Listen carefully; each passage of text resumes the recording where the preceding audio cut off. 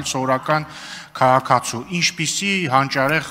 բացատրություն։ Լավ, եթե սովորական քաղաքացիներին են ուզեցեք գյուլեն, խնդիր չկա, նորմալ է, շատ աստվածահաճո գործ է։ Համեցեք Տիկին Խամոյան, մենակ խնդրում եմ թեմայից չշեղվել։ Պարոն Ռուբինյան, թեմայից շեղվելու եմ։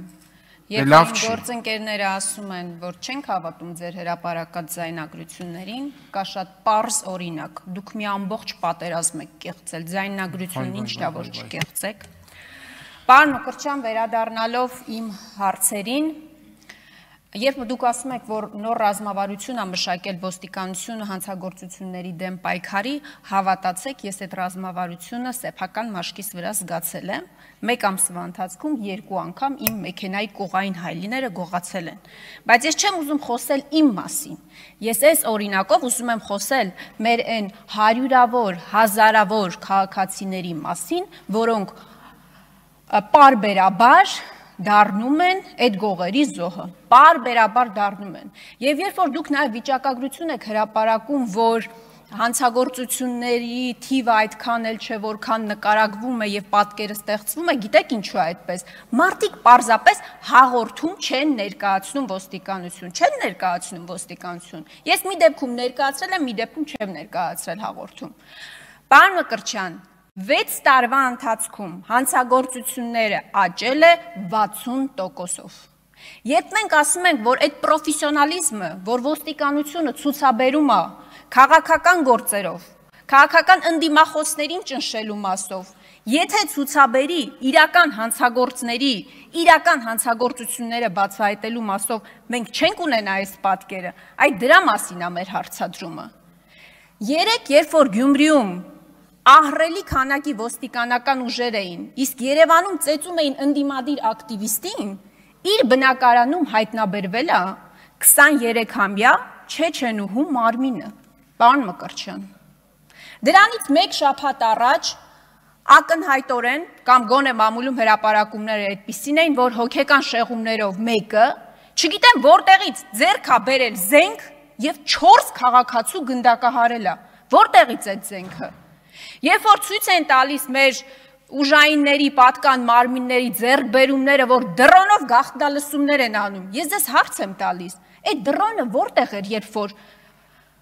ընդդիմադիր համայնքապետին սպանում էին եւ նախապատրաստում էին իր սպանությունը, որտեղ էր այդ դրոնը։ Իշխանությունը պաշտպանված է։ Նիկոլ Փաշինյան այսօր Հայաստանի Հանրապետությունում ամենապաշտպանված մարդն է։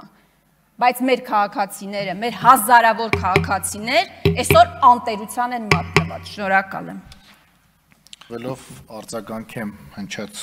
քննադատությունները, որոնք ըստ էության քննարկվող առարկայից դուրս են, բայց այդուհանդերձ։ Տիկին Խամոյան, ես հանցագործության դեպքերի աճի, որոշ հանցագործությունների մասնավոր դեպքերի վկայակոչման հետ կապված լրիվ ընդունում եմ ձեր մտահոգությունները եւ ասեմ ավելին պատրաստ եմ քննադատությունները լսել եւ առաջարկները լսել եւ դրանք ընդունել, տեղավորել եւ ռազմավարության եւ ընթացիկ աշխատանքներում եւ բնականաբար ներքին գործերի նախարարությունը եւ իդեմս ոստիկանության ամեն ինչ անում է, որպեսզի հանցագործությունները չաճեն, իսկ կատարված հանցագործությունները շատ արագ բացահայտվեն։ Բայց համաձայն չեմ ձեր գնահատականների հետ, որտեղ դուք հնչեցնում եք մի իրավիճակ եւ այդ իրավիճակը փոխկապակցում եք այլ իրավիճակի հետ։ Հնարավոր չի, որպեսզի մենք